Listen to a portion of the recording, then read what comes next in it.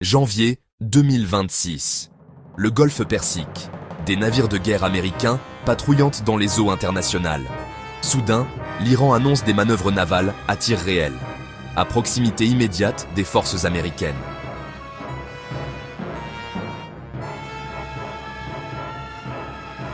Les missiles iraniens sifflent, les radars américains s'affolent, un incident à quelques secondes, une erreur de calcul, et la Troisième Guerre mondiale peut commencer.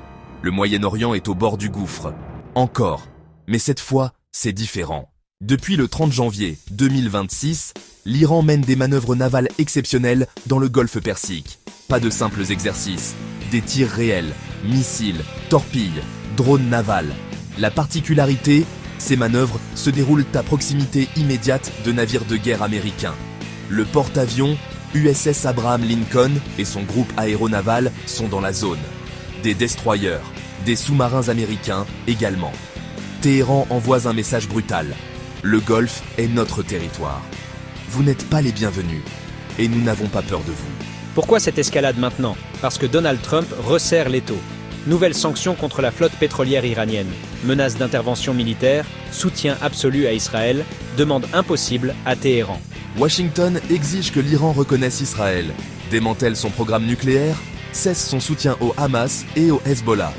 Autant demander à l'Iran de capituler totalement. Téhéran refuse catégoriquement.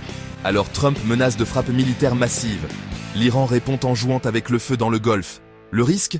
Qu'un missile iranien s'approche trop près d'un navire américain, que les systèmes de défense automatiques américains l'abattent, que l'Iran considère cela comme une agression, et qu'en quelques minutes, les deux pays soient en guerre ouverte.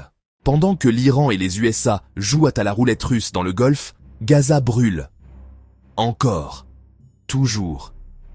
Un cessez-le-feu est officiellement en place depuis octobre 2025. Mais Israël s'assoit dessus. Ces derniers jours, frappes israéliennes massives. Bilan. Au moins 30 Palestiniens tués, dont des enfants. 30 morts. Le bilan le plus lourd depuis la signature de la trêve. Des familles entières décimées. Des écoles touchées. Des hôpitaux endommagés. L'Égypte, médiateur de la trêve, est furieuse. Le Caire dénonce ces frappes comme une menace directe pour le processus politique. Le Qatar également condamne, mais Israël s'en fiche. Le gouvernement Netanyahou justifie les frappes par la présence de terroristes du Hamas. Toujours la même excuse, toujours les mêmes civils morts. Pendant ce temps, les négociations sur la démilitarisation de Gaza piétinent. Israël exige le désarmement total du Hamas. Le Hamas refuse. Les médiateurs proposent des compromis. Personne n'écoute. Un point de passage pour l'aide humanitaire s'ouvre progressivement. Mais à quoi bon l'aide quand les bombes continuent de tomber? Gaza reste une prison à ciel ouvert. 2 millions de personnes otages d'un conflit sans fin, et le monde regarde ailleurs. Troisième front du chaos moyen-oriental, la Syrie. Et une fois de plus, les Kurdes payent le prix. Le 30 janvier, un accord est signé entre le gouvernement syrien et les forces démocratiques syriennes, dominées par les Kurdes. Compte tenu de l'accord, intégration des FDS dans l'armée syrienne régulière. Dit autrement, dissolution des forces kurdes autonomes. Fin du projet d'autonomie kurde dans le nord-est. Retour sous contrôle total de Damas. En échange de quoi? De rien.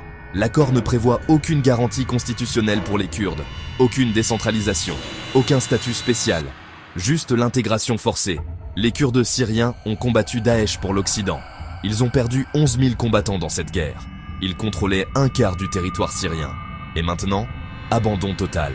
Les États-Unis se retirent progressivement. La Russie et la Turquie imposent cet accord. Les Kurdes n'ont pas le choix. Accepter ou être écrasés. Début février, l'armée syrienne commence à se déployer à Hasakeh et Kobané. Les forces kurdes reculent. Certains combattants parlent de résistance. Mais sans soutien international, ils n'ont aucune chance. C'est l'histoire kurde depuis un siècle. Utilisés puis abandonnés.